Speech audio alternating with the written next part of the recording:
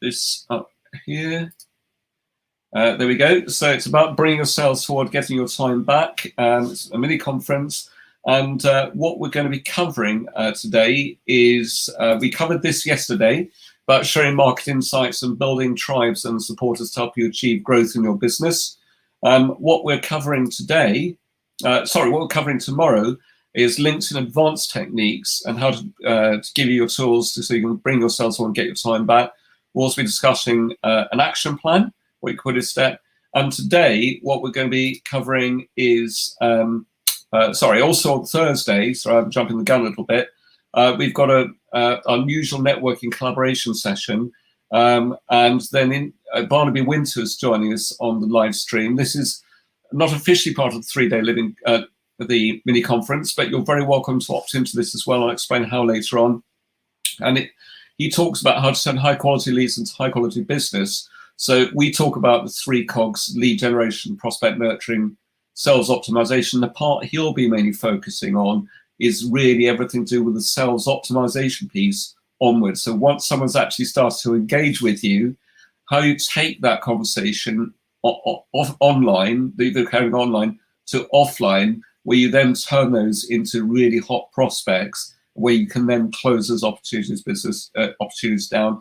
We'd also be discussing a lot more about the customer journey, how you can turn them into loyal, raving fans and everything else. So should be a great session. On Thursday and Friday, we'll be running some mini strategy stroke discovery sessions as well. So lots to look forward to. Now today, we're focusing on having a balanced portfolio of products and how you can get your marketing mix right, including the social selling blueprint. We're also going to be covering Google, Facebook, and Instagram pay-per-click, and we'll also be talking about LinkedIn, and why that should feature so highly in terms of increasing your lead flow and sales-based opportunities. And we'll also be having a little bit of a bonus session around the 12 keys questions, and in terms of what should be important for you and your business in terms of moving things forward. Just spare me a split second. Sorry about this.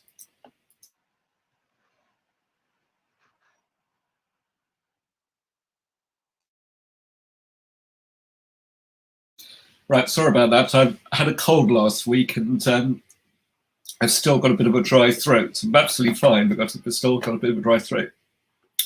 So, right, can try again. Okay, so moving on from there. So give me a second. What we're also going to be looking at is fundamentally what you need to put in place to grow your business.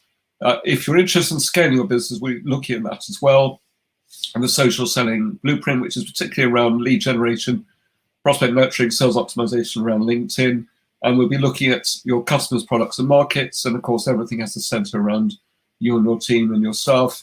And a quick reminder, tomorrow we have got a competition, and where one person will win this prize, which includes the BizGrowth Premier membership, also the laptop and the software. So you're literally getting a solution in the box so you can actually create an ongoing predictable revenue stream by some really good strategies we can going to recommend to you on LinkedIn. So some very quick top tips for the competition. I won't go over all these in detail because we did cover this yesterday, but if you did miss yesterday's session, do look out for the previous live streams. Okay, and you can do that via the web link I actually shared by the email I sent to you this morning. If you make a point of watching recordings, you have missed a live session, that's going to really stand you in good stead when it comes to the competition questions tomorrow. Now, it's not mandatory to enter the competition. In fact, we deliberately made those questions optional. So if you decide you don't want to enter that part, then you can skip those. So we can still focus on what's really important for you. But, if you're in with a reasonable chance, just go for it, because it's, a pretty substantial prize. And as I say, the winner will be announced tomorrow. If there's a tiebreaker, and we actually did nearly have this last time round. In fact, Nikki, who's featured later on, was actually the runner-up, but it was really close between her and one other person. And so if it's a tiebreaker, we may have to roll into the Thursday live stream. But all being well, it'll be clear-cut tomorrow, and go from there. There'll be some instant prizes each day. In fact, we didn't do that yesterday, Muriel. Actually, I didn't mean to do that. Remind me about what we're going to be doing is we're going to be giving away a copy of Barnaby's book. And also as part of that, we'll also send you our book as well, which will be talking about how to win more clients through LinkedIn. Barney's book will talk about a lot about the other strategies. We're going to be giving at least 1 or 2 copies of that away today. We'll just choose a few things on spec based on activity in the chat and everything else that goes around it. So moving on from there, I've lost my mouse again, so maybe a second. So be very interested to know in the chat if you could, it's based on your learning from yesterday. If you could introduce yourselves in the chat a little bit, tell us what you're really passionate about. That'd be really good. Also, what did you learn yesterday? I'd love to hear that in the chat. And if you've got a killer question that you'd love to have answered today, again, please do put that in the chat. We'll try and cover that today. Obviously, some of them might need to roll into tomorrow because we're covering that anyway tomorrow. But just do ask the questions, and we'd be really interested to see those as they actually come through. And don't feel you need to wait till a relevant point to ask the questions, because Muriel's keeping an eye on things behind the scene so that we can feed these in at the relevant time. So let's look at the balanced portfolio of products and your marketing mix and your social selling blueprint. We'll be going into much more detail on links inside tomorrow, which ties the social selling blueprint. But here are some fundamentals which are well worth considering. And basically, what we talk about here, and I think Ian's very kindly joined us in the green room now, so we'll be bringing him online in just a moment or two. But what we talk about is having a really good balanced products portfolio. So I'll be going into that a little bit more a bit later on. But before that, it's about making sure that your product positioning is right, that your product pricing is correct, that you've also researched the market. Now, when I talk about research here, I'm not necessarily talking about running focus groups and things like that. Although I have to say we run a number of those for about 4 or 5 months last year, where we bring out a new suite of products, and that works really well. Some of the best forms of research are actually testing things out on potential customers, because your customers will tell you very quickly whether something is a bit of a goer or not. So don't be frightened to try things out with potential customers and actually see what happens from there. It's about getting your product proposition right, making sure that it is highly desirable. People may have a perception that there isn't much competition in the marketplace. Okay, now to be frank, these days, if there isn't much competition, it usually means one or two things. It either means that you haven't properly researched the market, okay, or there genuinely isn't any competition, in which case there may not be a market, okay? Now, that doesn't mean to say that's the case, but in reality, and this is particularly a thing that a lot of coaches, consultants, trainers get hung up on, they think their proposition is very unique. In reality, it very seldom is. And one of the biggest competitors we've got out there is actually YouTube, and obviously that's more on the marketing side now. But if you're creating content, and then invariably lots of other people produce similar types of content. So it is about making sure your product is desirable, and also that you've got a balanced portfolio of products, which we will drill down into more detail on. So I think this is a really good point to bring Ian, if that's okay with you, Ian. Let me just bring you to the stream. So let's focus on this all. So Ian, well, first of all, thank you very much for joining us today. You're welcome, Rupert. Nice to speak to you. Also for your feedback and comments yesterday. It was much appreciated. Now, we had a really good conversation last week at a networking event, didn't we? And which really made me think, and we talked a lot about the more competitive elements that exist in the sort of marketplace and how you really stand out. I know you've got some really good tips to share on that, Ian. Would you just share some of your thoughts? Be delighted to. Yeah. So over to you. Do you love to hear a bit more about what you said about it? Thank you very much, Rupert. I mean, I think this is something, getting value for your products and services that you offer to your customers is something that has pretty much bugged me and been a focus of mine for many years in the business that I'm in, which is basically web development.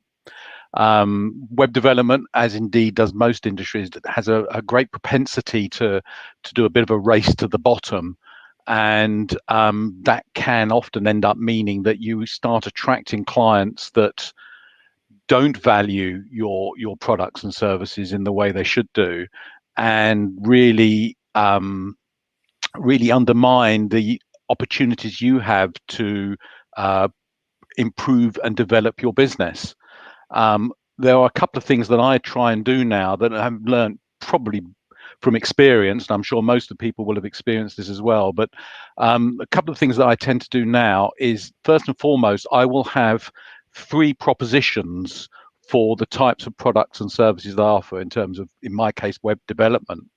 For want of a better phrase, a bronze, a silver, and a gold, and each of those propositions will have a different value to it, but also will have a different type of service level that is attached to it.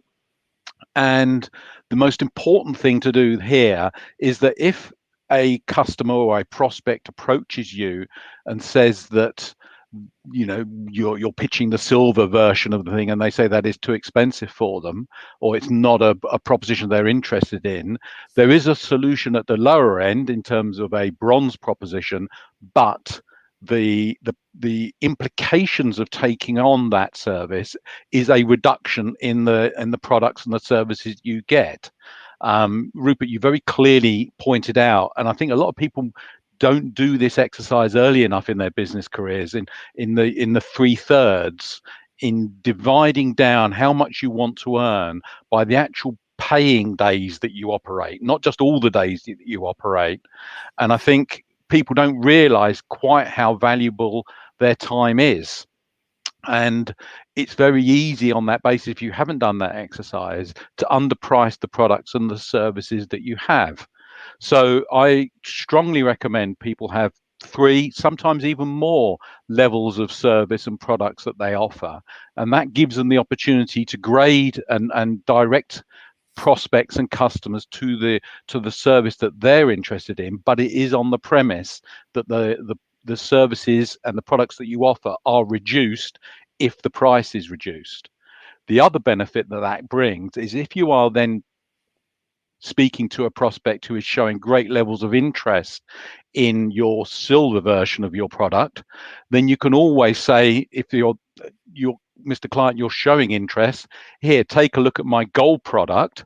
For a small increase in investment, you get all these extra products and services coming along, and very quickly you'll be able to not only just sell that type of service, but you'll then be able to categorize all of the customers that you have based on the types of services and products that you are selling. The beauty of that means, at the end of the day, you can then start filtering out the people at the lower end and replacing them with people at the higher end, and then rinsing and repeating by increasing your prices and elevating your business. But perhaps the most fundamental thing of all that I've learned very quickly is that if you are looking for customers to value your products and services, the first person that has to be in that position is yourself. If you don't value the products and services that you offer, then there is no chance that any of your customers will, or prospects will. And to do that, the best way you can achieve that is by actually starting to say no to prospects.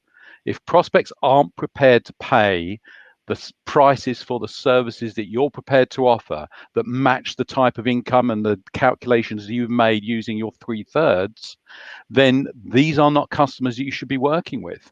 These are not people that are going to help your business. They will hinder your business. They will slow your business down. They will stop you getting to where you need to be. And if you're not prepared to value your own services and products properly by saying no to these people, you are in effect devaluing your own services. And we all know where that leads us to. And it's certainly not the place that that I want to be. We've all taken on the problematic clients, the clients who haven't paid us enough money for our services, and there are some cases where it's a legitimate reason, and perhaps sometimes you create your own reasons for these sort of things. But the truth is, if you don't value your services and products correctly and at the highest level, then you can't expect customers to. And until you get customers to, you won't get the true value into your business and enable it to grow. Yeah, I think those points are so good actually, because and I love what you talked about there in terms of explaining in terms of what clients potentially could plug into, because it's really interesting. We had a client last year, yeah, it was last year, and he'd created a really good software solution, which was like a piece of goal setting software, and it was actually quite low cost. It was only like between £5 and £15 per month per user, depending on how many licenses were actually bought. And so we talked about it a little bit. Then I discussed with him about his other part of his service, which was typically a £10,000 or £15,000 sale based on supporting a team. But he was very fixated about coming up with this new proposition. But the concern I actually had is I knew at the time he'd only got limited funds available to invest. So I said to him, the difficulty you've got with that subscription-based service is the fact it's a typical, what you class almost as J-curve business. So in other words, you tend to have to invest a lot of money up front to build up momentum, get that critical mass of clients. And of course, you then, within that subscription revenue, you get churn built into it as well. So your churn rate per year might be 10% if you're extremely lucky, more typically that's 25% or even much higher. And therefore, quite often, if not, you're actually sometimes having trouble replacing the customers as quickly as they're dropping off. So as I actually put it to him, it's very unusual actually, because normally quite often make a lower cost proposition available to clients, and then people may then upgrade later on. In this particular case, because he was wanting to run a campaign through LinkedIn, I said, well, the important thing is the part of your business which is the cash cow, which is generating revenue for you now. What you shouldn't do is really pull away from that, because that's going to help you to fund all the other activity you want to do. Of course. So in his particular case, we suggested a bit of a change of emphasis. So because what he established, if people became clients on the high value proposition side, they almost invariably became clients on this subscription-based element, the software solution. So that in itself was driving people in. And of course, as he started to get more in the way of funds and reserves, he was able then to expand and everything else.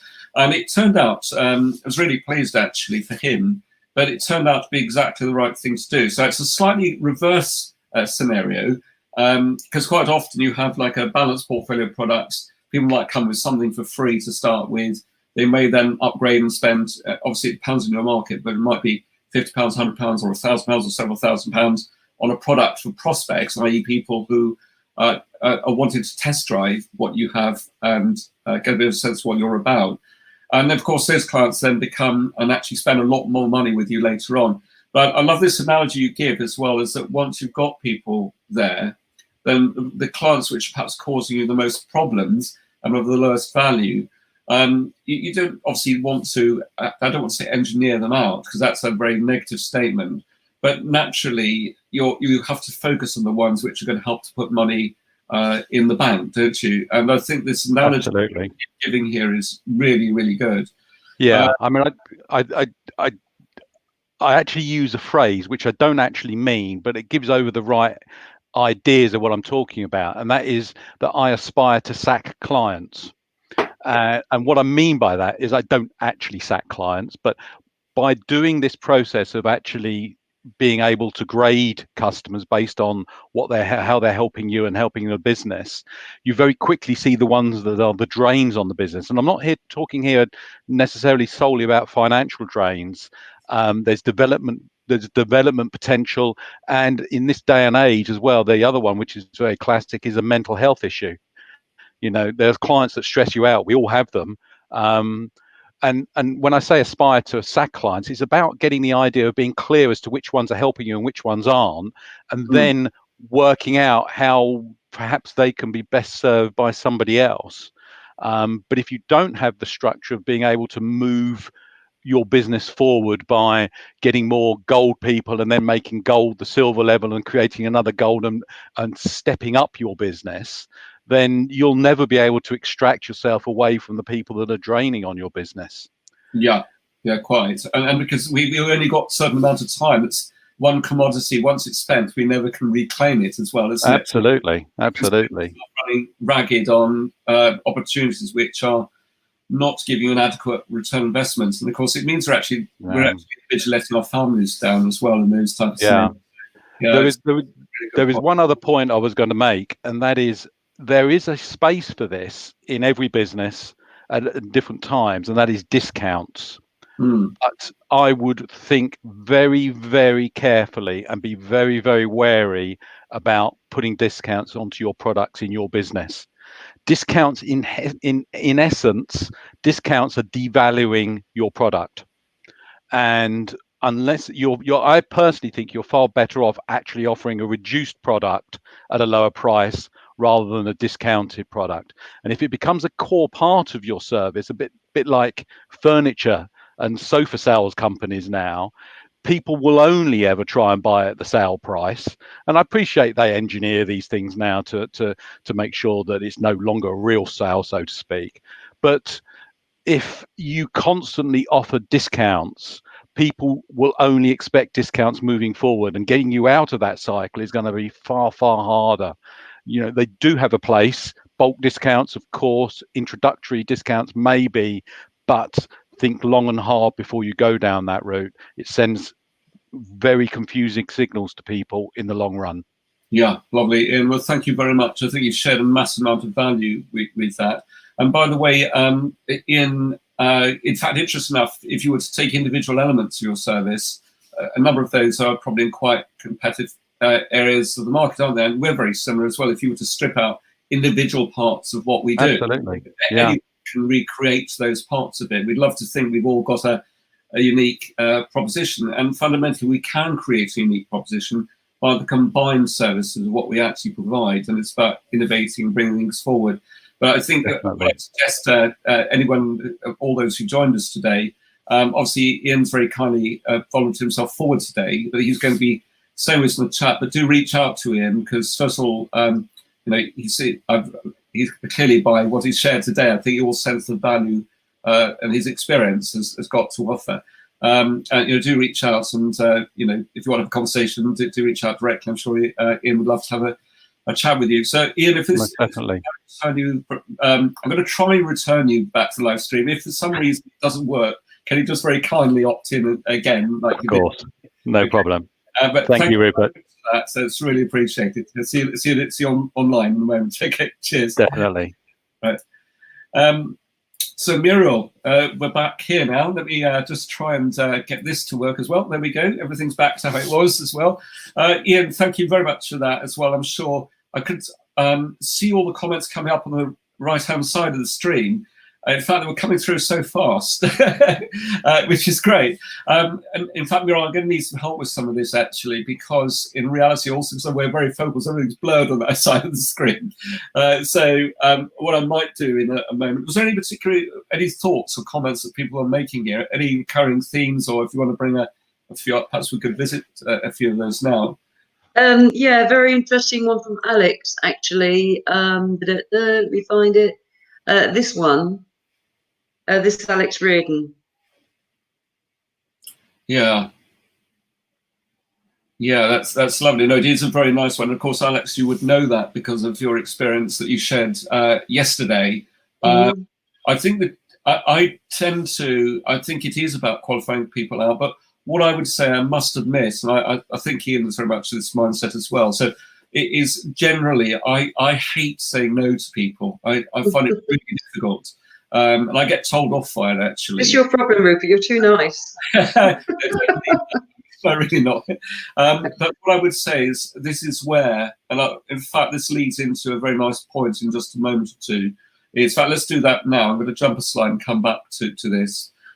It's about having a balanced product portfolio, which we've already touched on. So you need to have your products free.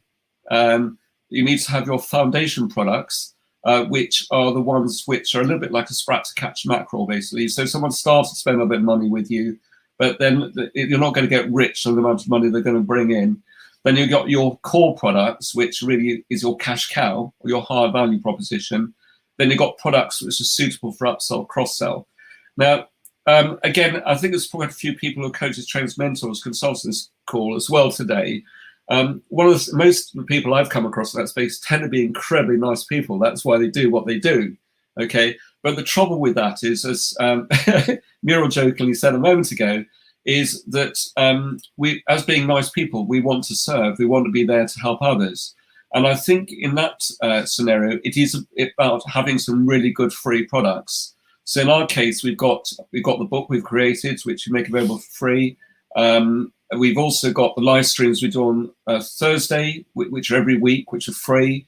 We've also got networking sessions that are free, and we also share a lot of video content as well. It probably is too much. I'm getting told off all the time that it is too much, okay?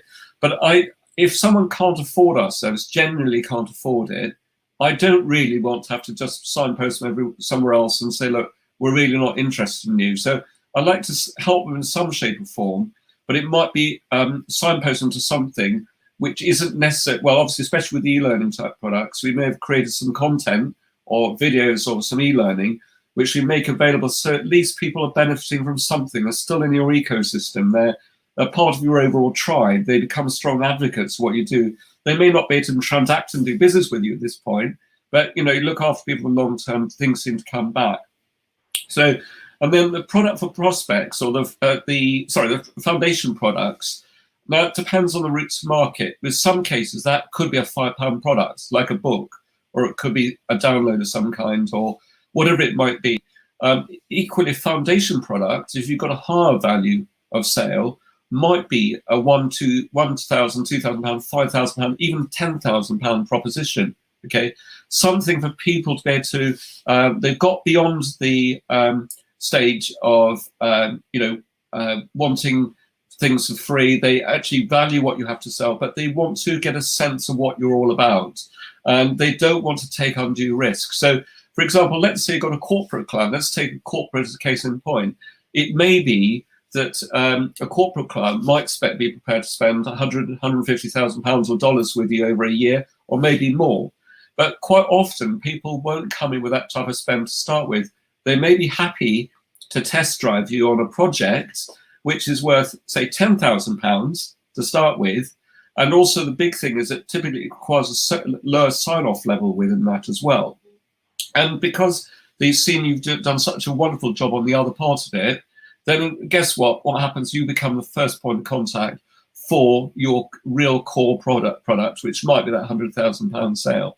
But of course, that product mix is going to vary from the routes to market, your ideal client type, what services you've got to offer, and everything else. And then around that, you've got your products, upsells and cross-sells.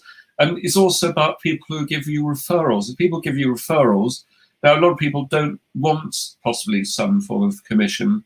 They may feel slightly compromised over that, in which case we need to respect that. Equally, others want to become more partners, and they may be investing a lot of time, and it's only fair to give a little bit of a revenue share on that. However, what I would say is the client should never pay more for that service. In fact, if the prospect has been referred in, we like to give that prospect a saving as well. So yes, there's a bit of revenue share for the introducer, but the client also gets a saving as well. Excuse me, sorry about that. So it's just worth bearing that in mind. Thank you, David.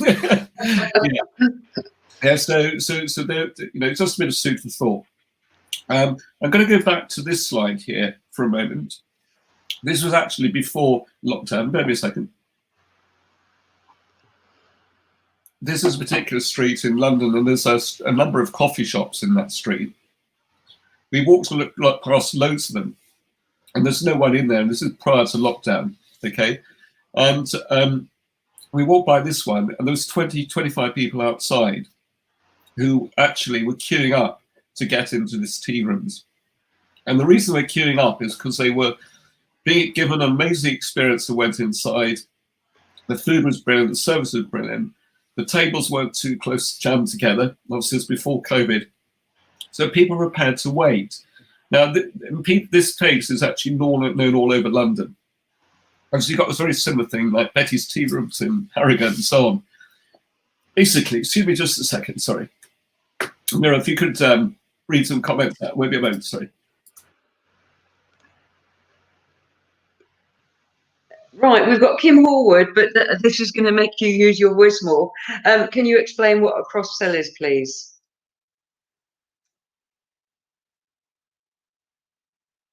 Right, I thought it was going to be all right today because I've been speaking to Muriel quite a bit today. It's not been a problem. So I'll come to the Kims in just a second.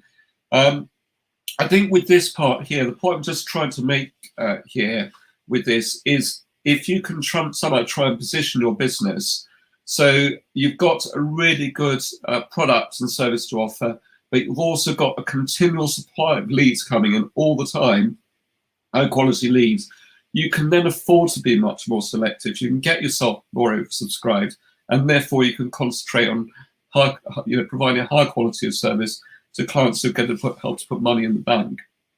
Now, to deal with Kim's question about cross-sell, what I mean by that is someone might have plugged into one of your core services, okay? However, what's become apparent is they also are interested in something else you have to offer, which may be of similar value, but they actually want to spend more money with you. And that's a really good example of a cross-sell. Sorry, I was tittering at Alex's. Yeah, and then of course Alex with his comments about the toothbrush, the toothpaste. But anyway, yeah. So thank you for that. I'm sure there's a lot we're missing as well along the way, but we'll try and catch up with any missing comments as we go through. Your markets. Now, this is another really interesting topic in itself. It's quite a big one again. But let's look at your awareness. How aware are people really of you out there? Now, a lot of people try and sort that out by creating a lot of content, putting articles on LinkedIn. People were putting a lot on Facebook and elsewhere, but Facebook now it's very difficult to get attention without paying. You have to pay to play a lot on Facebook. LinkedIn is still good, although it's getting more competitive now. You think about also what your ideal clients look like. And what I'm talking about there is the ideal avatar of a client. And we'll be going into a lot more detail about that. Look at your competition. Okay, what are the competition doing? Now, with your competition, don't try and necessarily copy what your competition is doing. We're not suggesting anyone would, because invariably if you're doing that, you're not going to be any better than they are. Okay, so be aware of the competition, do your research, know what they have to offer, but make sure you create something which actually really stands out and something that's quite different. And that leads very nicely into your differentiation.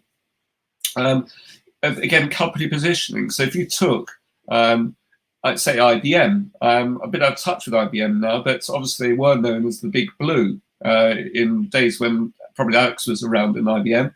And, in fact, they used to have a saying at the time, which I remember was, and this is very much when PCs were starting to become mainstream with the help of IBM, is you never get fired for buying IBM. In other words, they managed to position themselves as being a very safe pair of hands. They happened to be one of the most expensive at the time, very safe pair of hands. And there was also some other things which I won't share now because I'm not sure it's public knowledge, although it is public knowledge, but out of respect for our friend Alex who's on the call today. So it's about product position. Now imagine, say, an IBM as a case, sorry, an IBM, a BMW as a case in point. BMWs are known for being reassuringly expensive. People don't tend to buy BMWs because of the price. They buy them because it's a bit of a fashion statement. They're known for building high quality cars. They perhaps reflect the value of your status out there in the community, and they're perhaps fun to drive, whatever they may be. So if BMW started to massively discount their cars, they would actually devalue their core proposition. Yet as coaches, trainers, consultants, or a lot of other business people out there will heavily discount. And it picks up on what Ian was saying earlier on around this as well. So just think very carefully about that in terms of what you're doing. And it's then about looking at your marketing plan and your social selling blueprint.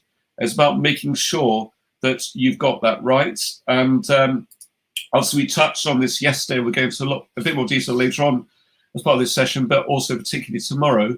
But on the social selling blueprint, it's about making sure you've got a continual lead flow of opportunities coming at the top. And that's about getting your segmentation right, which we'll be talking a lot more later on, and also especially tomorrow. It's also about putting in place a really good prospect nurturing process, okay, so that people are warmed up, so they're actually asking to have those conversations. And then when you get those opportunities presented to you, it's really important that you're very strong in following those people up and nurturing those people in the right way, so they actually want to buy from you. They buy what you have to sell, what you have to offer. But of course, if any one of those cogs stops turning, then everything stops. Literally everything stops. Okay, so what tends to happen, for example, at the moment, because of the economic climate we find ourselves in, you perhaps find the lead flow at the top part has stopped, and then people are perhaps slowing down their purchasing decisions down at the bottom. But of course, then that's a typical feast or famine type scenario. So it's about trying to find those market segments, just as we talked about in the last part of the call yesterday, which are doing well and will have a need for your service, and then looking to target those, and then trying to create some form of predictability around that.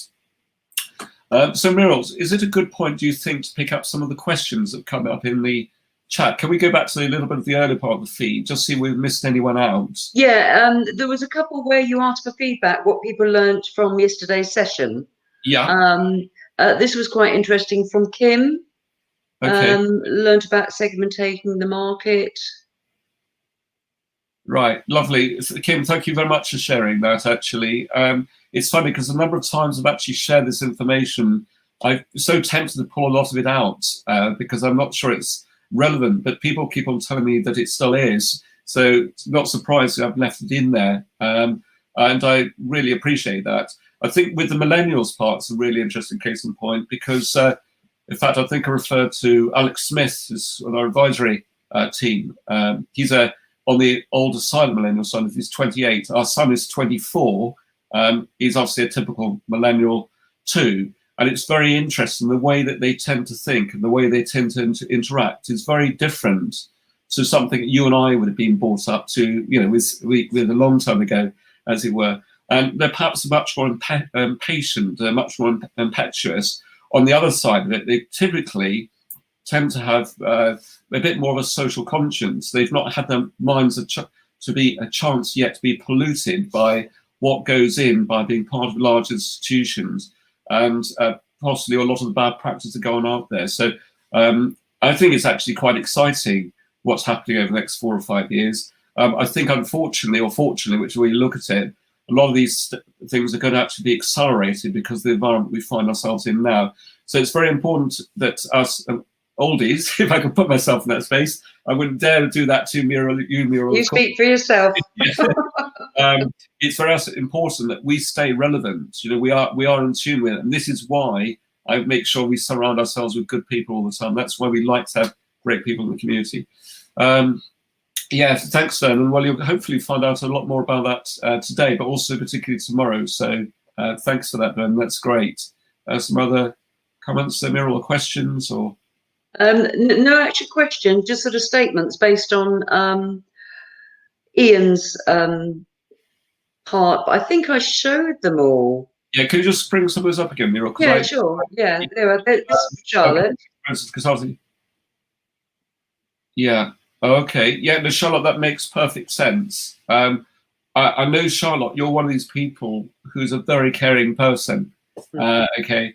And one of the things I would just say generally, this is sent in a very complimentary way, by the way, is sometimes you have to be very careful that you are not so kind that you act at the detriment of yourself. And I'm not going to say any more as part of this call, but what I would say is you always do have to think of yourself as well here. So this is meant as a very supportive comment, by the way. But Charlotte's a very valued member of the community. But your approach there is 100% correct. So thank you very much. Here's an interesting from our lovely Nikki. Yeah, right. I think I saw it, did catch this one a bit earlier on. Yeah, lovely. I personally don't like the word sack particularly. Probably another word we could choose from that. But anyway, I'll have to try and think of better words than that, and a bit easier to comment. Any others there? Yeah, here's a nice one from Hillary, actually. And also, I think I can see something from David there, Dave Rindle there as well. I can't read at the moment. That also means that your negotiations about product and service rather than price. Once you talk about price, is a customer doesn't want to pay, yeah, then the only resource is reduce price or walk away. If you reduce the price, then customers might think you're overpricing in the first place. Again, actually, Hilary, that's a really good point. I love that. And also, thanks for volunteering in the hot seat yesterday, by the way. That was really appreciated. So, David, I'm going to read thought how one deals with all this can bring forth commitment from people. When people request a discount, benefit, I'm going to offer them a discount. All right, and this is what's right. Give me a second. Yeah, Dave, that's a really interesting point again. I love that point you're making over that. Usually if people are asking for a discount as well, it means as well that possibly, I'm not saying it's the case with you, Dave, because it sounds like you're far too wise for that, but it possibly is a case that you've not possibly been able to actually engineer out some of those objections before it gets to the point of the close. The sales environment, people talk about a test close and a close. In fact, to give you a slight analogy of something that we found a long time ago, which Muriel will remember, but we, at the time, were very heavily involved, nothing to do with business growth here, of course, with pets and the protection of pets, okay? And one of the microchipping was always seen as being competitive to our core service provision. It wasn't, it was very complementary. But what we found is when we asked to take people's details and we asked the microchip number, what we would do is we would actually frame that question and say, could we ask for your pet's microchip number because that integrates directly with our service. And what we found is by adding those extra 5 or 6 words in at the point of answering that question, we never ended up with that objection at the very end of the call. So what we found is that it was a different value proposition. We talk about something which is between £95 and £165 for a membership package, okay? But it never came up. And it made a massive difference to the conversion rates. And of course, the team felt really energized and motivated as well. So just a bit of careful thinking about the way you frame things as well can make a massive difference. So any other questions or comments, Muriel? No, just Nikki said she agrees. She didn't like the word sack. It was a quick typing. Yeah, no, it's lovely. Again, Nikki, don't worry. By the way, if you feel your comment or question's been missed, if necessary, just copy and paste again at the bottom of the chat, because sometimes things go so quickly, it is very easy to miss things. Right, so what we're going to do is move on a little bit now onto the next part, just making sure we do stick to time as well. A few quick case studies for you. Now, some of the reason we're sharing this is obviously to help get you to get a sense of the type of people we've served or helping, but also this is also because you get ideas for what will work for you on LinkedIn, because we talk about segmentation as well. So Claire Burrows, for example, runs a call center in Tunbridge Wells, okay, and she's got people in the automotive industry and dealerships and clients, as well as many others. And through a campaign, we actually helped to get 11 new clients over a 6-month period. But in her case, we had to do a lot of very tight targeting to make sure that we were getting to the right people for her. Now, it's very important to also understand with marketing as well. Now, this does apply to pay-per-click campaigns as well, but it's actually more relevant when you're following a process where it's more about a direct form of direct engagement to reach your target clients. It's very important to give time for campaigns to compound out, because just because someone wants that product, service, or widget, it may be, or you've got that widget or product to sell, it may be when you reach out to them, they're not at that point in time ready to actually buy from you. They may want to buy from you in 3 months' time or 6 months' time. Okay, so it doesn't mean to say just because you've got some really good leads now, but they're just wanting to postpone that decision, they're not going to be really good clients in the future. Okay, and again, I'm going to give you a very extreme story here. Okay, very, very extreme story, but some of you may be able to relate to this. Again, through a previous venture, we had Sainsbury's, Direct Line, More Than, and a number of other insurance companies as partners. Okay, we've been trying to get into Tesco's. Okay, and every time we got into the insurance side of Tesco's, the main team we were dealing with, they'd have a change of people in there. We'd have to start all over again, and we'd get really, really frustrated. Okay. what actually happened, though, is because we build a relationship with the individuals within those companies. That's another really good tip. Don't just focus on the companies you're reaching out to, focus on the individuals. Make sure they feel really valued. Even if you don't feel that business development manager or that contact is right for you, still make them feel really important, because people remember that. And what actually happens is that particular product manager actually left Sainsbury's and he joined Tesco's, and their Technopark is just outside Edinburgh Airport, on the same park over there, literally half a mile from each other. And this particular guy, who wasn't even that senior, but he was really passionate about animals again, and he loved what we did. And within 2 weeks, we were in the Tesco's account. But it actually took us 4 years up to that point to get there. Okay, 4 years. Okay, so now that's a very extreme example. Okay, but what I'm just pointing on is always value those relationships with the individuals as well as the companies. It's not uncommon for people to jump companies 4 or 5 times over a 5 or 6 year period.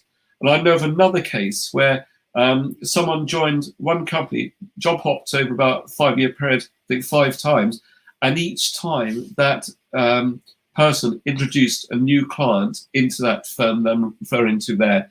So build things for the long term, not just for short term gain. Michael Romling is a really interesting case in point. He came aboard with us 2 or 3 years ago. In fact, I was speaking to him very briefly this morning. Now, at that time, we got a much more expensive proposition, but over a period of 10 months, he got £160,000 back as a return on investment. His value proposition was high. He described himself as a behavioral strategist. He only works with people at CEO level or very senior director level within PLCs.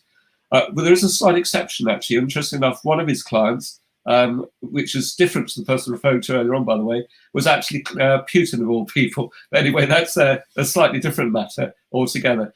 But he typically wouldn't take on a client unless they're prepared to spend £50,000 with him, and more closer to 100,000. Now, he would have a proposition which led people in at around the 10K mark. Okay. Now, this person, what he did very smartly, obviously, as a one-person business, he brought in a virtual assistant around him. He worked very closely with us. We created a really strong lead flow of opportunities to him. The virtual assistant actually pre-qualified people before Michael actually got to speak to them. And then what happened is the virtual assistant then booked in the call with Michael, and things went from there. Now, anyone who knows Michael, by the way, and he was actually featured on a live stream a few months ago, has got a silk tongue. Everyone loves and warms to him because he's just got this natural ability to be able to engage. But the point I'm just trying to make is don't undervalue your proposition, but also get your lead flow right, and understand the importance with this here. So his return on investment was 160K over 10 months. Now, this is an example of a very high value of sale. Okay, so completely opposite end. Adam Molson and Performance 3, they're a specialist technology software company. They create a piece of middleware which sits behind all the banking systems which enable instant payments. Okay, so now with that particular software solution, that starts at around about £300,000. And actually, that's almost the product for prospects for them, interesting enough. The typical average value of sale when a bank comes on board as a client is 3 to 5 million. Okay. However, their lead time to sell, if they got a hot prospect in now, it typically takes 13 months to close that opportunity down. Okay. And the reason being is that in this particular case, and this is not the norm, by the way, but it required multiple sign-offs. So it required the head of IT to sign off, the head of compliance, someone who's responsible for GDPR.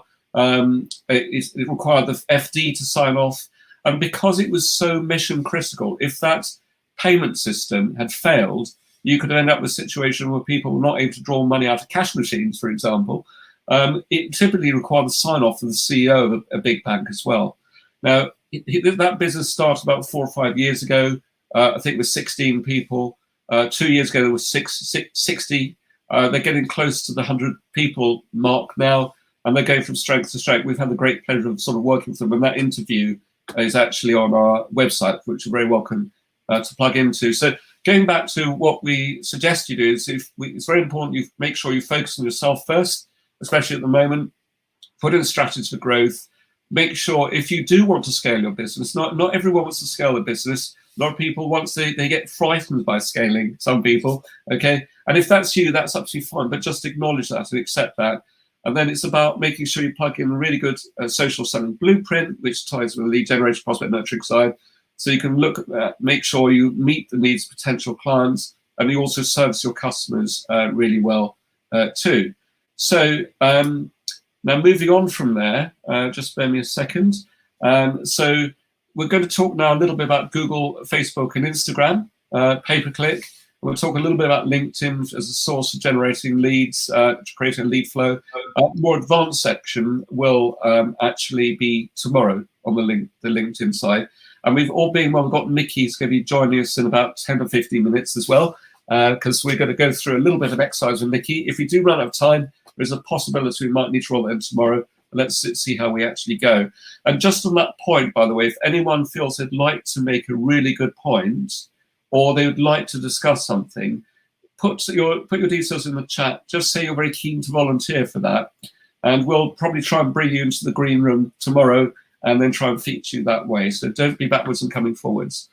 Okay, so let's look at this. So the important thing is to actually start thinking about who your ideal clients are and how you can find them. So on LinkedIn, there's 147 industry sectors. Again, we'll go into more detail on that later. Actually try and almost think of it down to an individual level. So what does typically most people have got 5 or 6 avatars of an ideal type of client. So in this case, we've got a Jane and a Bob, okay? And we'll be breaking that down a bit more tomorrow in terms of being a business analyst and everything like that. But start thinking about that now, because tomorrow, if you've got a bit of a sense of what that looks like, you're going to get a lot more value out of that session. And I'm going to be sharing now how you can avoid expensive pay-per-click. Obviously, pay-per-click can work very well. However, there's a few caveats to that. And it can be very expensive if you get it right or get it wrong. So you've got, what I'm going to be sharing with you here is how you can do all this good stuff without actually doing any pay-per-click, and how you can really hone things down. So, and this doesn't mean spending any money on LinkedIn apart from a Sales Navigator account, which we would recommend. Google, Facebook, Instagram, YouTube, or Twitter. This is all literally can save you thousands of pounds per month. And the thing to remember with pay-per-click campaigns is that on one hand, the moment you switch a campaign, you can start to see clicks very quickly. That's a big plus. However, there's multiple points of failure. So, for example, with a click, if someone doesn't opt into something on your website, it's very difficult to bring that person back into your funnel. Now, there are ways you can do it through retargeting and things like that as well, okay? But the average person's attention, you've got to be able to grab within 5 to 8 seconds. If you don't do it within 5 to 8 seconds, the chances are you've lost them, okay? Also, whereas, 5, 6, 7, 8 years ago, you would have got away with having one landing page on a website. These days, you tend to have typically to have multiple landing pages. Okay, so if someone's told you can get away with one landing page with static wording on it, then by all means do that. But bear in mind, you're going to be paying a lot more per click. Okay, and also your the Google rating that it gives you, the rank rating, is going to be going in the wrong direction. So you're going to actually have to spend a lot more to get that type of traffic. Okay. Now, there are methodologies now, which is beyond my level of expertise, but for example, now you can create dynamic landing pages. So if you build, say, key phrases or keywords, which are based on 40 or 50 key phrases or keywords, you can actually get the wording to change dynamically on the landing pages. Now, that's a way that you can reduce the number of landing pages you need, but it's quite complex to set up. If you can't do that, just make sure that you actually can create multiple landing pages to suit the key phrases that are on that for that particular ad. And that way, it improves your rankings on in terms of results. And that what I'm describing here works is very relevant for Facebook as well, and people like Instagram. And things like page load times and bounce rates really kick in. For example, we use WordPress for our main website. But if we're doing a pay-per-click campaign, we don't tend to drive people to a WordPress page. There are times when it can work, but typically WordPress isn't always the fastest way of loading pages up. It's better typically to use something which is highly optimized to bring up pages very quickly, because you're scored positively or negatively by Google on that. Also, coming in next year, there's going to be even tighter algorithms in terms of optimization, in terms of desirability and everything else like that, but that's a big subject on its own. So it's about making sure you've got a well-optimized sales system, so when people opt in, they become paying clients. Otherwise, you're literally pouring money down the drain. So a big topic on its own, but hopefully that's given a little bit of insight as far as that's concerned. So here are some examples of things which are free. So obviously you've got social media, YouTube, blogs, articles, referrals, recommendations, events, webinars, live streams. They are free or almost free. Then equally on the other side, you've also got networking. Some of that's paid for. Again, you've got social media, pay-per-click, and so on. Email, now that obviously is almost free, but you would still have to pay the email host to deliver that email typically. And then you've got good old lump email. Now, lump email through the post is almost so unfashionable, it's fashionable, okay? If you've got a very high value product or service to sell, it can be very good to integrate that as part of your marketing campaign, but it's something you could perhaps do a bit later. Don't do straight off the bat. And previously from past experience, we've had a lot of success with lumpy mail, or snail mail as it's nicknamed as well. Then of course you've got advertising, sponsorship, TV, radios, events, okay? Now the thing with this here as well is how much do you really value your time? Because if you're spending a lot of time on generating leads, then that's not generating, it's made to be generating a potential lead flow of opportunities for you. But really what you need to be doing with your time as much as possible is using it for increasing your billable time or billable rate, which is going to help you sort of moving forward. So really be able to leverage that part of it. Basically what we are discussing here is how you can put in place strategies to increase sales with predictability. From every 100 cold leads in your chosen target market, how you can get 10 hot prospects with consistency. You can do this potentially without any pay-per-click. You also can increase your profits by attracting high-value target value clients, and also leave your time to get more build work and building scale into your business as part of it. Okay, so just think about what you could put in place with that. I will be explaining a lot more on this tomorrow. And a bit of stats as far as LinkedIn is concerned. There's 675 million people on LinkedIn, of which 25 million are in the UK. And even if you said 4 or 5 million profiles are a bit dormant, okay. Sorry, yeah, that leaves you still with 19 or 20 million out of the 25 million. Hopefully I got the right way around what I just said. And then LinkedIn is certainly the #1 business professional social network out there. And the average person on LinkedIn earns way more than the country's national average wage, okay? So the 10 people, that's actually a fact. LinkedIn discloses it themselves. Also, now this figure is from LinkedIn, so maybe slightly biased, but it's probably not far off the mark. That business targeting business or business to charity, for example, or if you're in the business consumer space, but you're trying to reach partners, wholesalers, distributors, for example, report that 80% of the social media leads come from LinkedIn. It can work in the B2C space, as we discussed yesterday, because we're all individuals, but you just have to be a bit more targeted, much more selective in how you do it. Obviously, Facebook, Instagram, and possibly Google may work better in certain circumstances in that space. And as we talked about yesterday, at the end of yesterday's call, the average number of people connections to LinkedIn is 400. If you've got just 1,000 connections to LinkedIn, that gives you a reach of 160 million, of which you can reach very small segments of that. And the engagement rates on LinkedIn are higher than ever. And it's a great place to find clients, probably helped by COVID, because more of us are spending time on these platforms now than we were. And I just lost my mouse, so just maybe a second. And as you may recall yesterday, I did touch on the fact that only 25% of profiles are properly optimized. So as a consequence, think about how many clients you're actually losing because you actually haven't got some of the fundamentals right over that. And I'll be sharing more on that tomorrow too. So it's really about defining and owning your market, presenting yourself as the expert and not hiding, following the social selling blueprint, knowing your numbers, and so you can actually know who are good clients for you, and building in much more predictability. So you can build in repeatability, a repeatable, predictable system which will give you consistent leads and sales month in, month out. And I think we could all do with that right now.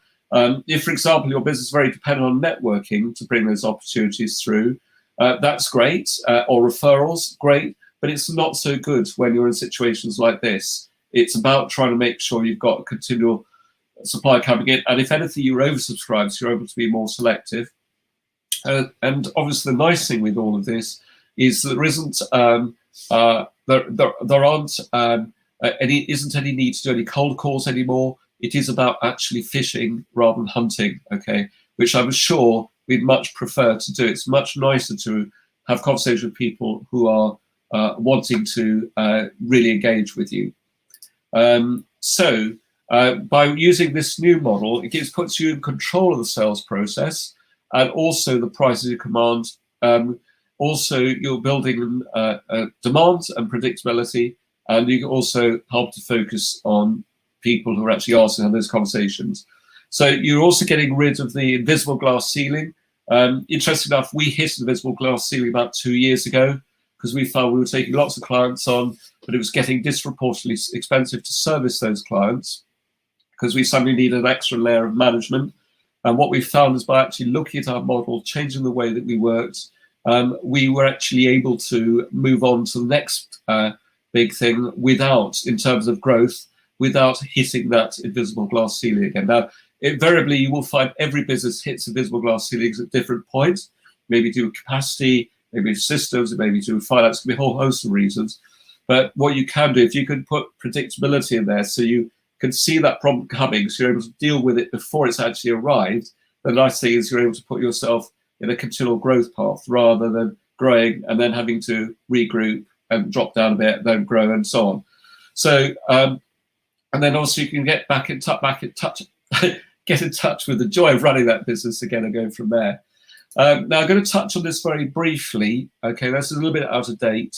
Not so much to talk about all the individual clients, although you can see some good names there. But it's mainly because what you'll notice is we've broken those down. It's very small print, so I apologize. But financial service, insurance, business services, legal and accounting, coaching, consulting, tech and software, charity, events and hospitality. Now, those are all segments, okay? They're not micro segments. They're still massive segments, okay? So financial services, just look up the number of people who specialize in financial services in the UK or worldwide. It's absolutely massive, okay? And those people you can reach on LinkedIn.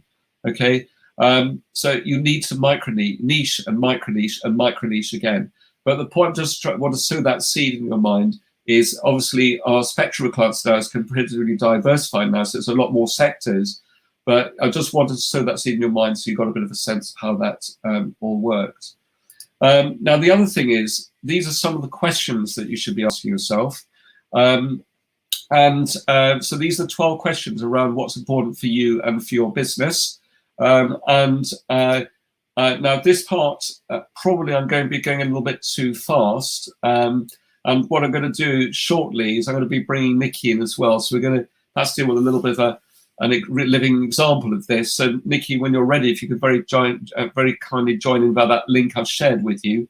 But I'm going to go over this part of it here, and we'll go from here. So basically, under your personal growth, you might think, well, why is that here? Well, everything has to start from you as an individual. And ironically enough, in this scenario with COVID, it's more important than ever, because when the chips are fundamentally down, it's not easy at the moment. I think we'd all agree that. Okay, it is that why, that personal sense of personal and business values that actually will see you through. Otherwise, if it's not aligned, you'll invariably quit. Okay, and that's not a good thing. Okay. And also, do you have a bit of a postcode in your sat nav, as it were, in terms of what your plan is for the next 5 years or so? Now, you might think, well, actually, it's difficult to see more than 6 months ahead or whatever. And that, especially at the moment, that may well, of course, be true. But then the converse is true as well, that if you put a postcode in your sat nav, even if you go off route multiple times, the sat nav will eventually get your destination. If you don't do it in 3 years or 5 years, it doesn't matter. It might take you 7 years or 10 years to get there, but eventually you get to your destination. And the same principle applies on the business growth side. Okay, do you have a clear, living, breathing document which reflects your business plan? I'm not talking about here having a 40-page document. I'm talking about something which might be 2 or 3 pages max. And if it isn't 2 or 3 pages, it could be a series of flowcharts. Okay, but it's a case of really honing down on those. And then looking at your brand assets and the ambassadors. We haven't talked about ambassadors very well. We actually have. That came out of the tribes yesterday, because if you've got ambassadors who actually are keen to support you, they'll also be some of the best referrers. So they also think of those as being ambassadors, but those could be your ambassadors within the organizations themselves. Just like that example I gave you with Tesco's earlier on. Do you have a clear product portfolio which is suited to your potential customers, and also which ties in with their buying cycles as well? Then moving on from there, are you ready for growth? Do you have a laser-like understanding of your markets and the people you're trying to reach? What is the ideal marketing mix? And have you implemented the social selling blueprint as part of your strategy in creating leads, prospects, and having a good sales optimization system for growth? What is your board like? Now, if you're a company of one or very small, then your board, you need to still have effectively an advisory board or team. It can be very difficult sometimes consulting with family, because they're perhaps too emotionally vested with what you're doing, but also they don't necessarily have the commercial experience to be able to advise. But if you're a larger company, we definitely recommend that you should have some form of board structure internally, and we also recommend you actually have outside support as well. And that's where we also fit in, because we can act. We've got through our breakthrough boardrooms. We act as your advisory board, whether you're a company of one or you're a larger organization, where you can share things under Chatham House rules and highly confidential environments. And then around that, scaling your business. Now, some people get frightened by scale. Okay, that may not be relevant for you. But if you are wanting to scale your business, then what systems do you have in place? You should still have systems in place for a micro business. Okay, but it becomes even more important if you're looking to scale. What are your finance systems about? Are you well funded to support that growth? Especially at the moment, have you got money in the bank? But crucially, at this time, you should be investing in your business. Invest for growth, okay? Because that will put you in a much better position in 6 months' time than you are now, despite COVID, okay? So now there's certain parts we can talk around the financing of systems, finance as well, which are things that accountants don't typically talk about. It's also about how you protect your intellectual property and what is unprotectable. Now, a lot of people are concerned about content being copied, and it may be that you can't protect it through as intellectual property, because it may not be protectable. But there are things you can do, put in place by innovating, which help you to grow. And obviously I can go into more detail separately around that. And how well can you scale your business without it breaking? Just give me a second. Yeah, bear with me just a moment, sorry.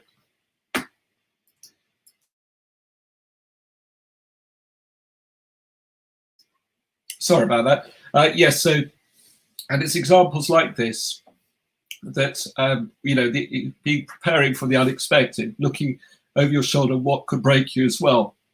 So having that in mind. So let's move on a little bit from here. So to make sure that we can properly look after these parts with you, we've created what we class as 4 different growth packs. Okay, so one around, sorry, 3 really: personal growth pack, your business growth pack, and scale up pack. And it's about making sure that you can look at all those parts, and we help you through a series of diagnostics to help you get along the way. So it's important to know we're here to help you, as it were. And then we very much got your success in mind. I'll tell you what I'm going to do, actually, because I don't want to rush Nikki's part, because I think a lot of you are going to really benefit from Nikki's part, okay? Because Nikki has been coaching and mentoring for a long time, but we're going to go through some real life examples. We're going to go through a calculator, which is going to really help provocative thought in your mind over different things. So I'm going to just cover off these next few slides, so we finish this part a little bit early, okay? And then we can... Rupert, can I just remind you also, sorry, about the competition? Oh, Price's book yes, progress. no, that is a good point, actually. Muriel, you might need to help me on this one. Can you help me think of a couple of questions to ask around that today? Okay, yeah, Okay. give me a minute. And it could be on anything. It could be based on contribution that people have made, the best question that someone's asked, things like that. Okay, so right. So what we'll do is we'll just spend a couple of minutes on this part. We'll then introduce Nikki a little bit, and we'll go from there. So so clearly we do have your success in mind, and this is why we run a lot of these good things behind the scenes. And as I say, we already discussed earlier about thinking about your ideal target client, because in fact, if you wanted to volunteer yourselves tomorrow for coming into the green room onto the show, then we'd love to use you to leave as living, breathing examples of that. We've already covered these parts. We are really passionate about focusing around you. And then in terms of what we've covered already, we've already covered these 4 things, okay? And what we're going to be doing moving on from that is we're going to be covering this tomorrow. It's LinkedIn advanced techniques, what tools you can use to bring yourselves forward and get your time back, and also agree an action plan in terms of your business. And also, of course, there is the competition, okay? And that competition, as I say, one lucky person will win that prize tomorrow. If there is a tiebreaker, or equally, if someone comes forward who looks like they're going to win it, where I feel personally compromised because I might know them a little bit, we'll perhaps defer that to Thursday. Being well, we'll draw that tomorrow. And then tomorrow we'll discuss the advanced techniques, we'll discuss the competition. Obviously, this is the prize. It's a Biz Growth membership, which includes pretty well everything we've said here today, plus the time machine, which is the laptop and software or solution box, which will really help you to grow and scale things. And remember what we talked about earlier. If you feel you missed out on sections tomorrow, sorry, go back again. If you missed out sections yesterday or today, revisit the recordings, okay? Nikki was the runner-up last time round. Someone else won it previously because they were very methodical. They went through all material and they actually scored 100% of the competition. The average mark was 60 or 70%. I think Nikki got 90%, so Nikki was very, very close. Okay, so so just remember those particular points, and the way you can access those is if you were to go to our website, go to the TV video section, choose previous live streams. Yesterday's live stream is already there on the website. Today's will be up on the website within about half an hour or so of this finishing today. Okay, now if you can't see yesterday's one, all you need to do is to click in the video part of itself in the top right hand corner. It brings up like a playlist where you have like 3 little lines, and it comes up with a drop down menu, and you actually can scroll down. The next one down will be the previous live stream. So do feel free to revisit those, make lots of notes. That's standing the best chance of winning for the competition. And on Thursday, Barnaby is going to be talking about all these points, which time with a third cog. We would urge you to take part in that. It would be a good, fun session. Barnaby is a little bit lively, so he likes to throw his props at the screen and all this type of stuff, but I'm sure you'll get energized by that. And prior to that, we've also got an online networking collaboration session. Now, we use a different platform for that. It's got a complete different feel, okay? But you're very welcome to join that as well. When you book the Flexi ticket, which is by going to the events drop down and booking a Flexi ticket, that gives you access to the Thursday session, both the networking collaboration, but also the live stream as well, or it gives you option to either one or both, entirely up to you what you want to do.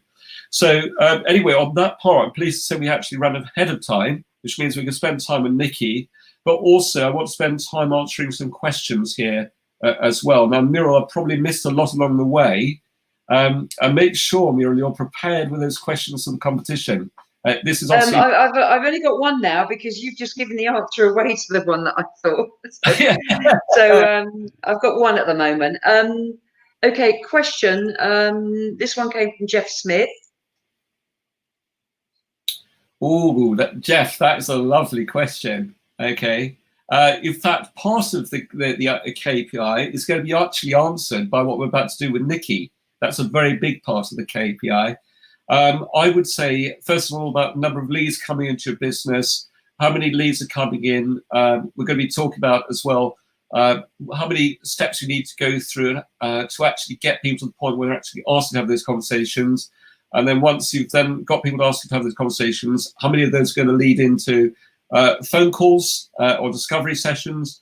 How many of those do you need to share more value so you can bring them more fully into your ecosystem? Are you going to take them through some form of diagnostic? Then there may be some numbers based around a physical meeting or some form of virtual meeting. But it's going to be very different to each business. Now, that's obviously for the lead flow and opportunities to be able to convert those to sales. And we're doing that with Nikki in just a moment. But the other part really is about your existing customer database. How many of those customers are repeat buying? What are they buying into? What percentage of those are upgrading? So in real terms, we look at multiple KPIs. And we'll be dealing with some of this now. So hopefully that's helped a little bit. But in fact, it's a great question, actually, Jeff. Do you want to expand a little bit more about what KPIs you use in your business? Actually, type that in the chat now if you're happy to do that. And it might be quite a nice one for tomorrow, actually, Jeff. So think about that. If you're interested in taking part tomorrow, then by all means, put yourself forward. But just give us a bit more information where you're coming from. That'd be great. Other ones, Muriel? I don't think we've had any questions. A few sort of comments. I can see Ian's made a nice comment here as well. Have we referred to Hillary's earlier on, Muriel? Yes, we did. This one from Ian.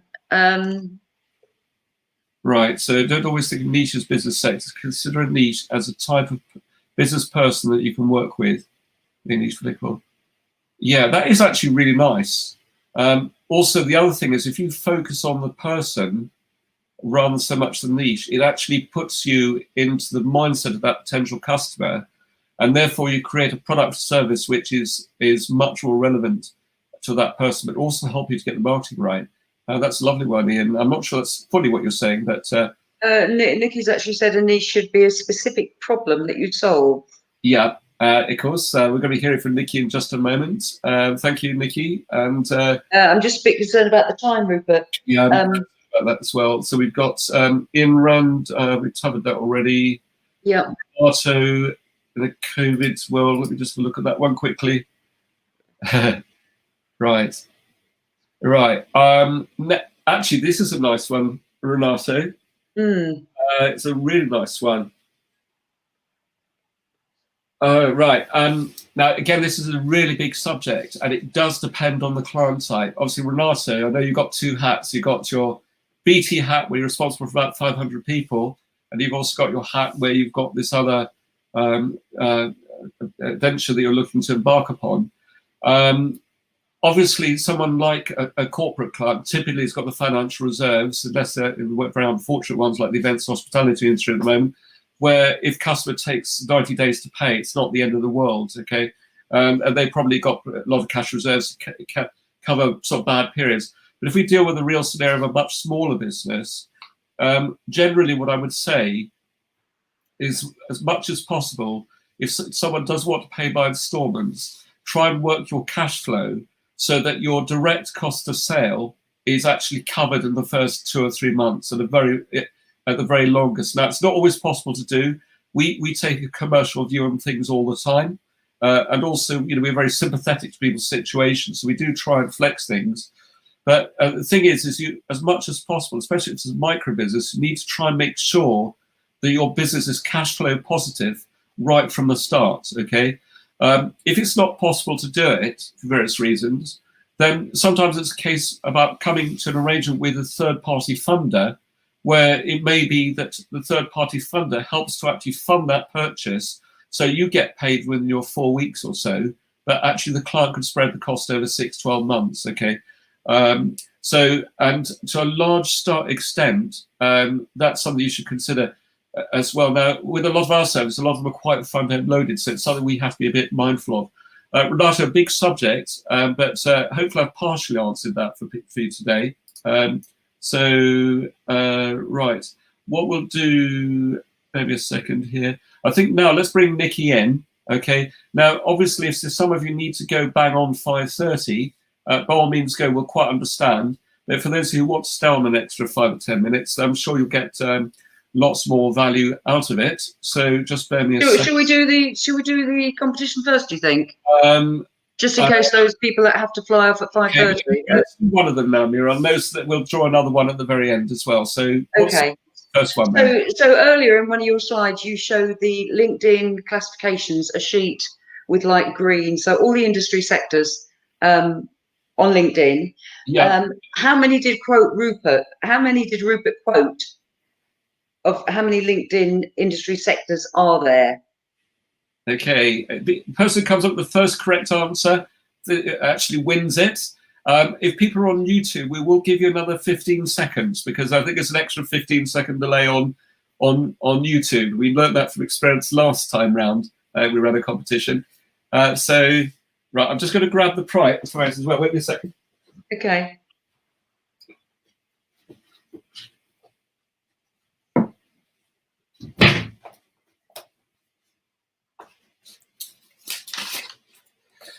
Right, so anyone come We've got one answer so far. Bill said 167. Okay, come on, guys. Need to try a bit harder than that. Nathan said 147. Okay, right. So give people another 20 seconds to respond on YouTube. Okay. 140-ish. Yeah, well done, Kim. 10 more seconds. I've got another book.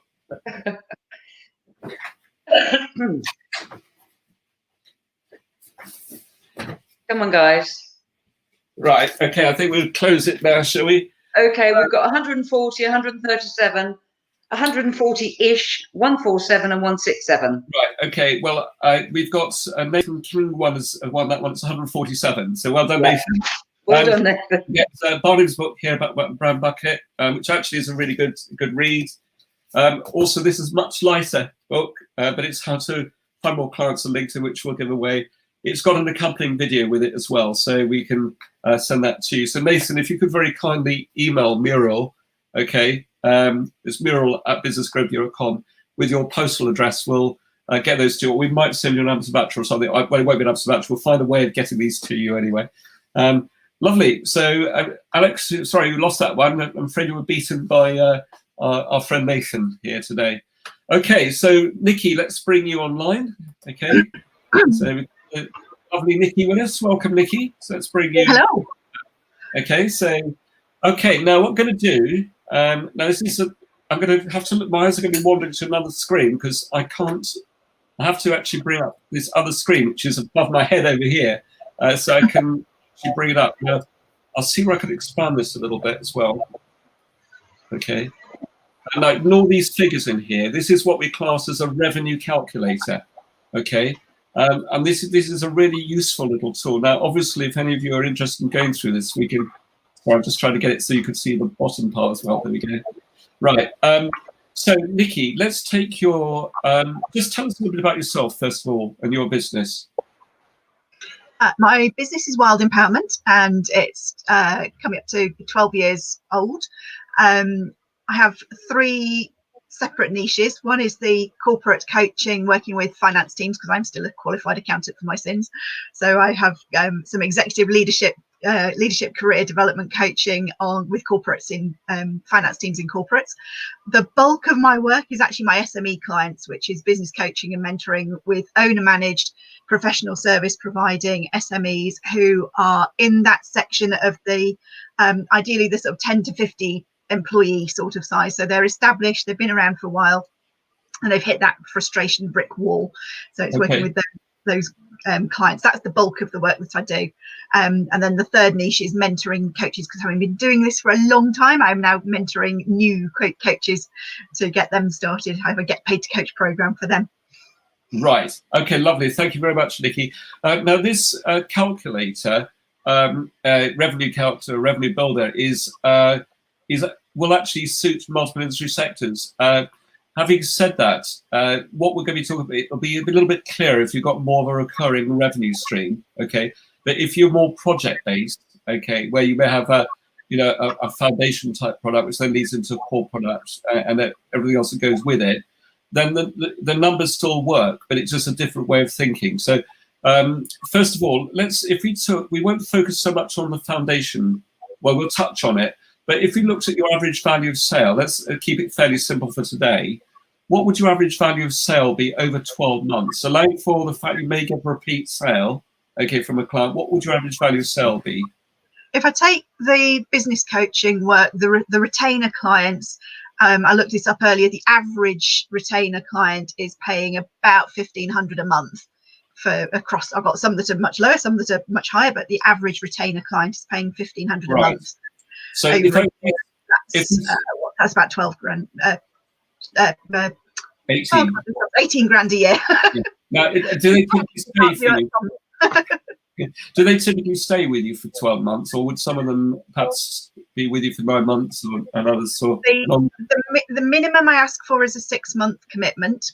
So they all do at least 6 months, apart from the one I dismissed.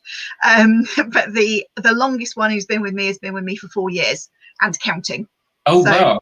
Okay. I tend to form long-term relationships with clients. Yes. Depends on the structure.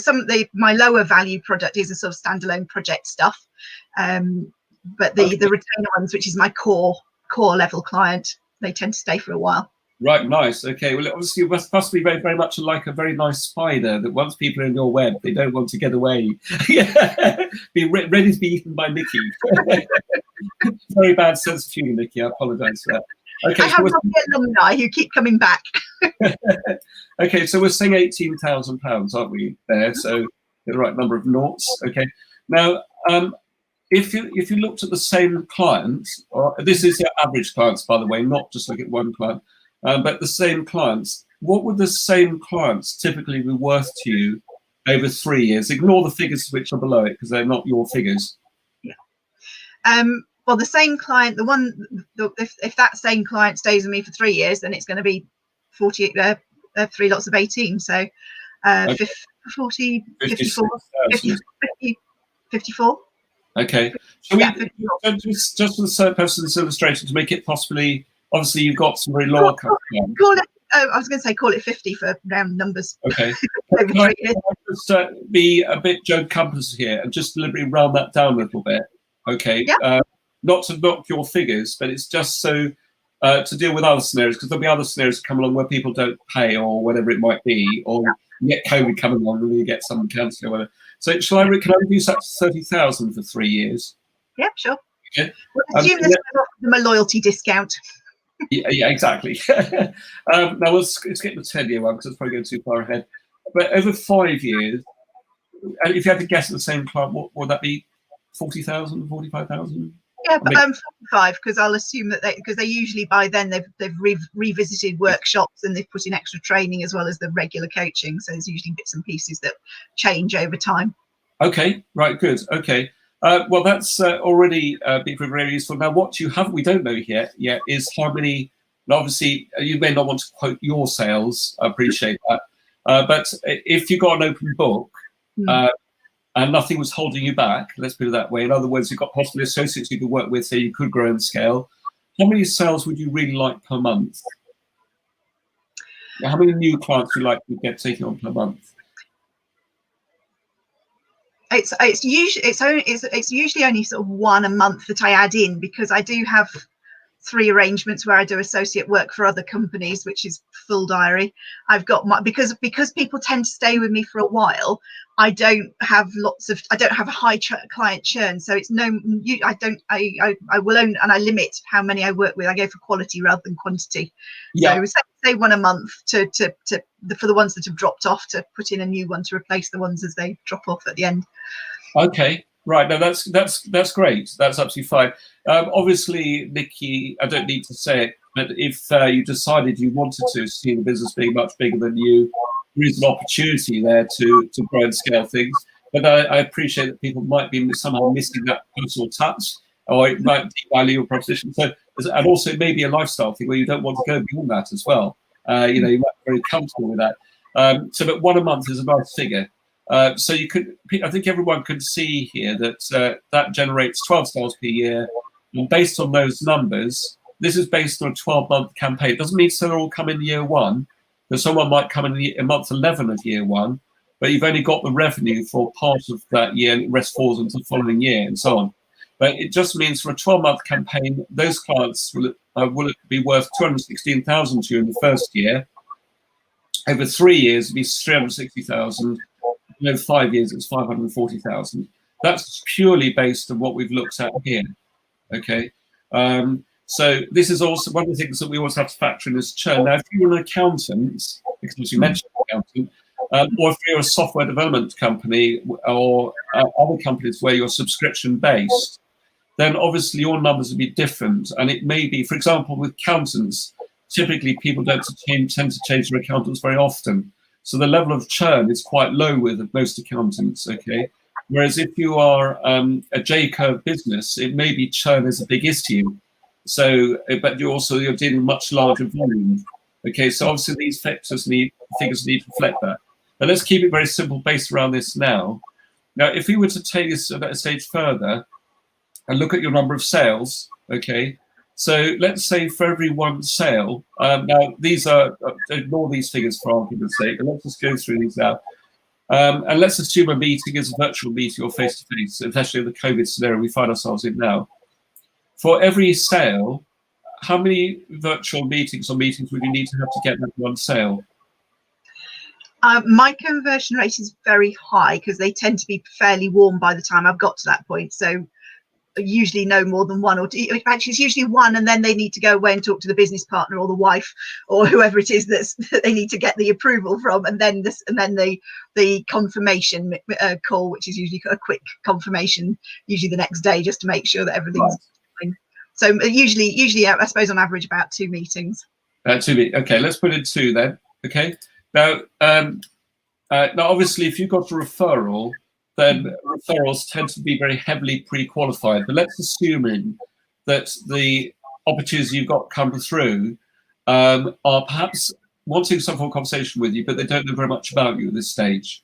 Okay, how many phone calls do you think you would need to do to get those two potential meetings? If I'm initiating it, then half a dozen probably, maybe up to that. 10's probably fairly sensible number. Okay. I tend not to be an initiator, so they do still tend to find me. So I'll quite often get what seem like inquiries out of the blue via LinkedIn, for example, where people have got in touch. But I think all the work I've done, the other marketing stuff has warmed them up, so that nurture's been kind of going on in the background. Okay, all right. So I'm that with 10 for now. Okay, no, that's great. Okay, well, let's base it on 10. So what you're saying, just to summarize for everyone on this call, is for in order to get one sale, it tends to require 10 qualified phone calls, which then result in 2 meetings, which then result in 1 sale. Okay, it's very general terms. Okay. Now, interesting enough, those of you who are joining us on Thursday, what Barnum is going to be sharing will be very relevant here as well. Okay. Now, this is based on using LinkedIn as a case in point. Now, your particular sector, how competitive would you say your sector is? I would say it's very competitive. There are an awful lot of people calling themselves coach, business mentor, business analyst, coach, consultant, etc. So I would say it's very, very competitive in terms of the people. And I completely agree that YouTube is one of our hottest competitors, because lots of people will go and look up how to do stuff on YouTube. Yeah. How to write a business plan, you'll go and look on Google and look on YouTube. Yeah, no, exactly. I'm glad you highlighted that, because I think anyone in the coach mentoring space seriously needs to take that in. I've got a few comments, people saying the slide's a bit blurry. I'm not sure. I think it's made it maximum. Yeah. Okay. What I'll try and do is I'll try and talk about this a little bit. As I think Facebook. Yeah. Is anyone else noticing it's very blurry on the screen, or is it just mainly Charlotte that's doing that? Someone could just indicate for us. That'd be really helpful. Okay. Because it may depend on your connection as well. If you've got quite a weak connection, obviously there will be a lot of there's going to be a lot of compression involved in the video stream. Right. So. We've already worked out these figures here, okay? What it broadly would speaking mean? Let's say you're not in a very competitive sector, okay? It's average, okay? What that would mean is, in order to generate those number of clients, based on these numbers here of a 10 to 1, and based on these values, it would mean, and let's say you're running a 12-month campaign, you would need to reach out to 3,629 people on LinkedIn. In your chosen target market, and plug in a 5-message campaign, which would be a total of about 7,200 message interactions. Okay. Now, when you put it that way, it sounds like a lot, and it is a lot. Okay. But if you divide that figure by 12, that's actually 600 a month. Now, clearly, you're not going to want to do that yourself. You can do that yourself. Okay. But the good news is we can give you something which will do sort of 80 or 90% of that for you. But anyway, that's not for today. Okay, I can explain that more for tomorrow. What that basically means, in order to get those 10 here, you need 13 hot leads per month. Put it another way, 3 per week. Now, if you're in a very competitive, if you weren't in a very competitive space, so let's say if you were in a, wait a second, I can't click in that field for some reason. Yes, I can. Let me just try that for a moment. Yeah, let's say you were in a highly competitive space. It may not be 3,629 you need to reach it. It might be 7,258. Okay,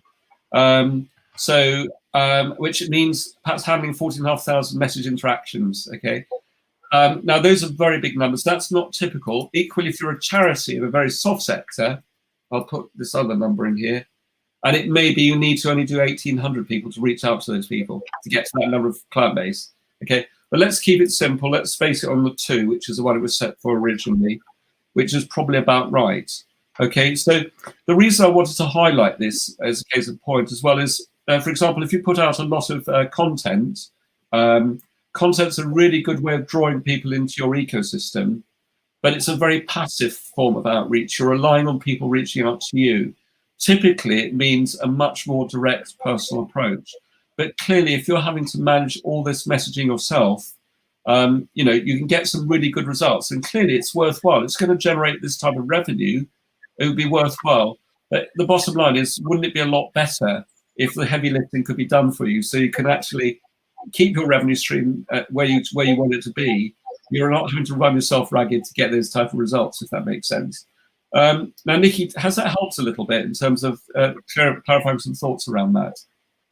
Yeah, it's an interesting way to look at it. As I say, because I have ongoing clients most of the time, and so at any given moment, usually I only have capacity to take on 1 new person, maybe 2. At the moment, I could probably take on 2 right now, but ideally just 1.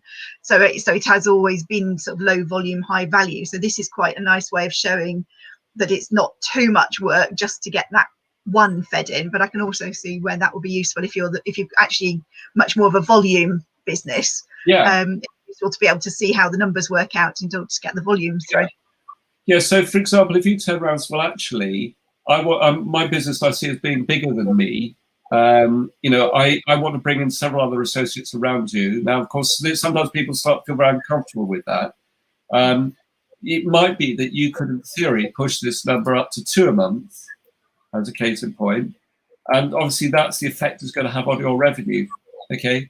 You might turn around and say, well, actually, I need less than what I've asked for here. So let's say it's a half a sale per month. So that's 6 per year. That's still generating a nice revenue. And of course, the activity you have to do is a lot less. But it's quite a useful tool to be able to plug into. And I wanted just to sow this thought in people's minds.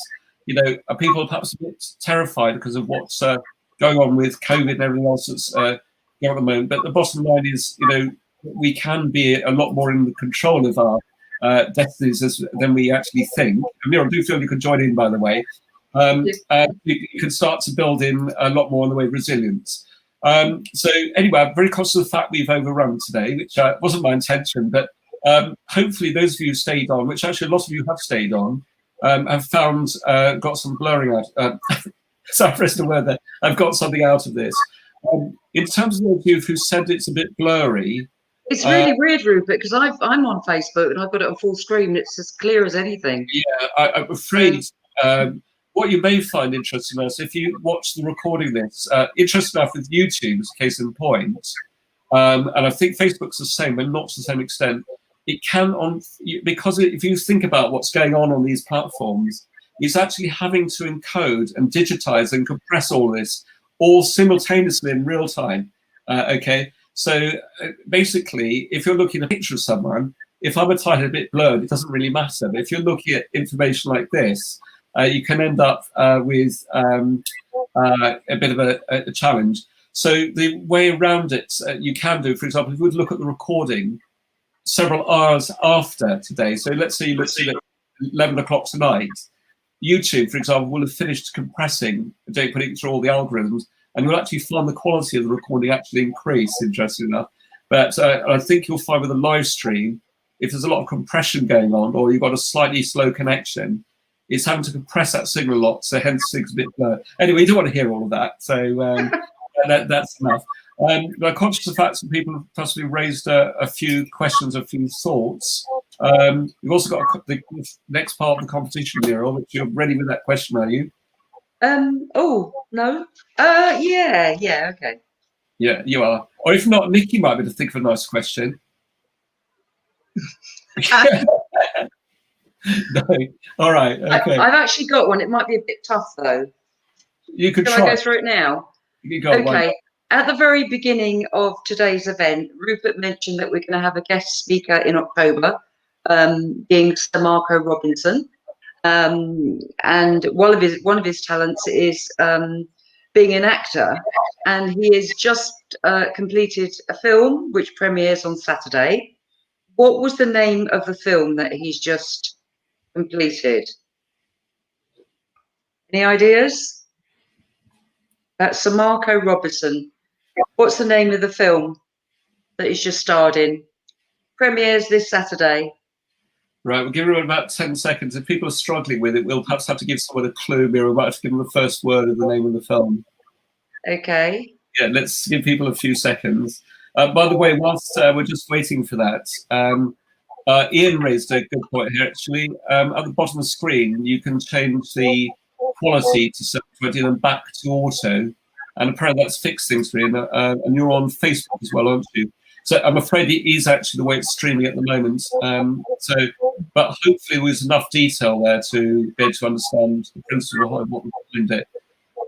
Okay, any answers on that so far? No answers. Shall I change the question? An easy peasy one. Yes. So Nikki, have you thought of one quickly? Yes. What was it that Alex said they will try and sell you as an example of a cross sell? So anyone who's scroll back through the chat and you'll find it. What did Alex give as an example of a cross sell? Oh, that's a nice one. Well done, Nikki. It's who can scroll up the chat fast enough, or who was paying attention at the time. Oh. This is Alex Reardon, isn't it? Yeah. Do you want to answer this question? I know. Can I say? I can't answer it. I can't answer that question. Right, I can't. Will, can you find the answers to that? Well, that question. Yeah. You actually you called it out. Max. Oh dear.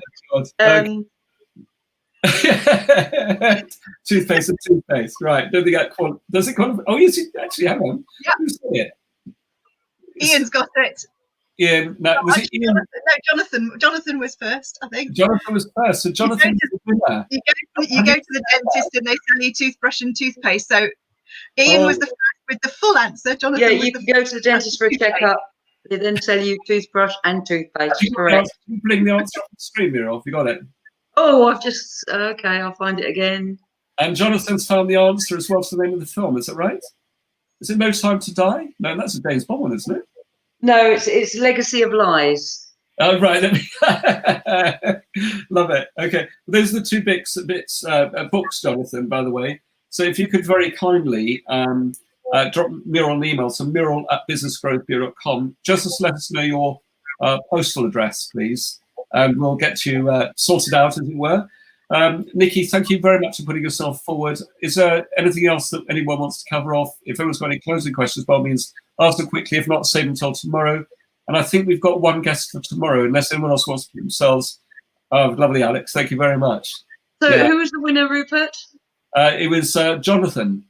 Okay, Jonathan, you've got my email address. Do you want to drop me your home address or work address, and we'll get that posted to you. Yeah, somewhere where you don't have to sign for it, because otherwise the postman might not be able to deliver it. Okay, well, thank you very much. With the revenue calculator. Sorry? Oh, my pleasure. I'm going to go back and watch the replay and play with my numbers. Yeah. All right, Nikki. Anyway, look, thank you very much for joining us today. Really appreciate everyone. Hopefully you've enjoyed today, and we'll look forward to seeing you tomorrow. We start 5 minutes early at 5 to 4. No, 5 to 4, Muriel, isn't it? 5 to 4 tomorrow, British summertime. All right, take care, everyone. See you then. Bye bye. Thank you, everyone. Take care. Bye, Ian. Thanks.